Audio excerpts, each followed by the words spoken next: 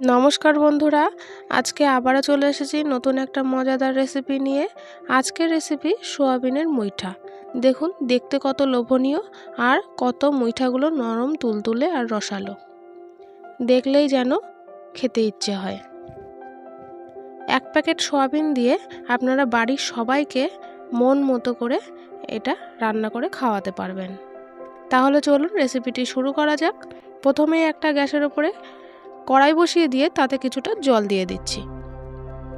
জলটা একটু ফুটে উঠলে আমি দিয়ে দেবো 1 চিমটি লবণ, আর তার মধ্যে দিয়ে দেবো মাত্র 10 টাকা দামের এক প্যাকেট ফরচুন সোয়াবিন। এই যে এটা আমি এবার জলের মধ্যে দিয়ে দিলাম। দিয়ে আমি ঢাকা দিয়ে 2 থেকে 3 মিনিটের জন্য সেদ্ধ করে নেব। সেদ্ধ হয়ে গেছে, এখন আমি অন্য একটা বাটিতে তুলে নিচ্ছি। তার মধ্যে ঠান্ডা জল দিয়ে আমি হাত দিয়ে ভালোভাবে জলটা চিপড়ে নিংড়ে ফেলে দিয়ে যতটা সম্ভব শুকনো করে তুলে নিচ্ছি। সব সোয়াবিনগুলো জল থেকে ছেঁকে নিয়ে তোলা হয়ে গেছে। এবারে আমি একটা মিক্সির জারের ভেতরে এই যে সব সোয়াবিনগুলো দিয়ে আমি একটু পেস্ট করে নেব। আপনারা চাইলে এটা শিলনোড়ায়ও বেটে নিতে পারেন। এই যে আমি এবার পেস্ট করে নিয়ে চলে এসেছি। দেখুন কত সুন্দর একদম মিহি পেস্ট হয়েছে, আর কোনো জল নেই, একদম ঝরঝরাও হয়েছে। আপনারা এরকম করেই বেটে নেবেন। দেখুন কত সুন্দর ঝরঝরা হয়েছে। এবারে এই পেস্টের মধ্যে আমি দিয়ে দেব গোটা একটা আলু। মিডিয়াম সাইজের একটা আলু আমি আগে থেকে সেদ্ধ করে রেখেছিলাম। সেই আলুটা আমি এই যে গ্রেটারের সাহায্যে গ্রেট করে দিয়ে দিচ্ছি। এবারে দিয়ে দিচ্ছি 2 চামচের মতো বেসন। এবারে দিয়ে দিচ্ছি স্বাদ মতো লবণ। তারপরে দিয়ে দেব পরিমাণ মতো হলুদ। এবারে দিচ্ছি ধনিয়া পাউডার, জিরে বাটা, আদা বাটা, শুকনো লঙ্কা বাটা, সবই হাফ চামচ করেই দিচ্ছি। আর দিয়ে দিলাম কাঁচা লঙ্কা বাটা। এবারে হাতের সাহায্যে ভালোভাবে এটাকে আমি সুন্দর করে একটা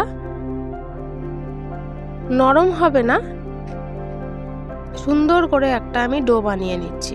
ভালোভাবে হাত দিয়ে এভাবে মেখে ডো বানিয়ে নিচ্ছি। আর লাস্টে আমি দিয়ে দিলাম বাড়িতে তৈরি করা ভাজা মশলা দিয়ে আবারও ভালো করে মেখে নিয়ে এই যে হাত দিয়ে এরকম করে তৈরি করে নিলেই মুঠো মুঠো করে তৈরি করে নিলেই তৈরি হয়ে যাবে মুইঠা।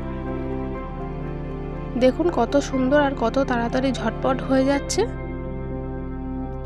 নিরামিষের দিন যদি আপনাদের বাড়িতে কোনো অতিথি আসে তাহলে অতিথিকেও এটা বানিয়ে আপনারা খাওয়াতে পারেন। অতিথিও খেয়ে বুঝতে পারবে না যে এটা কি দিয়ে বানানো।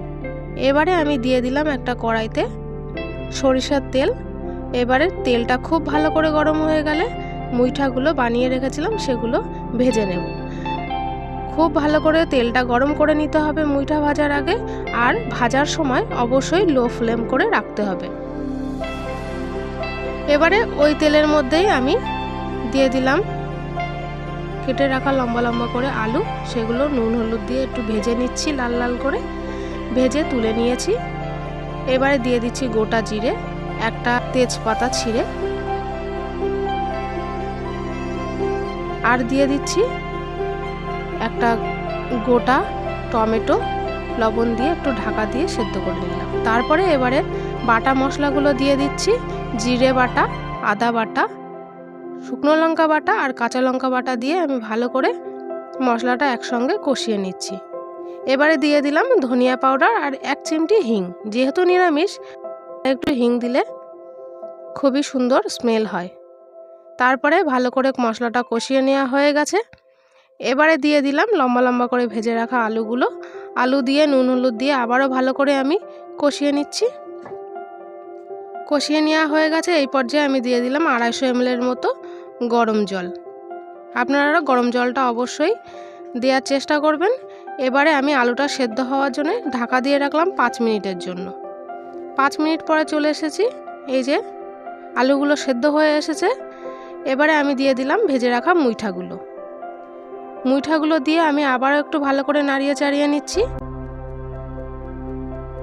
এবারে মুইঠাগুলো নাড়াতে চাড়াতেই এবারে আমি দিয়ে দিলাম এর পরে এরকম অল্প করে একটু চিনিটা আপনারা স্কিপ করলেও করতে পারেন, যদি আপনারা না খান চিনিটা নাও দিতে পারেন। তারপরে আমি 2-3 মিনিটের জন্য ঢাকা দিয়ে রেখে দিয়ে দিলাম এর মধ্যে বেটে রাখা গরম মশলা। আপনারা চাইলে গরম মশলার গুঁড়োও ব্যবহার করতে পারেন। তারপর দিয়ে দিচ্ছি 1/2 চামচের মতো ঘি। এই পর্যায়ে 1 মিনিটের জন্য ঢাকা দিয়ে রাখবো গ্যাস বন্ধ করে। রেডি হয়ে গেল স্পেশাল রেসিপি সোয়াবিনের মুইঠা। আপনারা বাড়িতে বানিয়ে দেখবেন কেমন হয়েছে। অবশ্যই ভালো লাগলে লাইক কমেন্ট শেয়ার।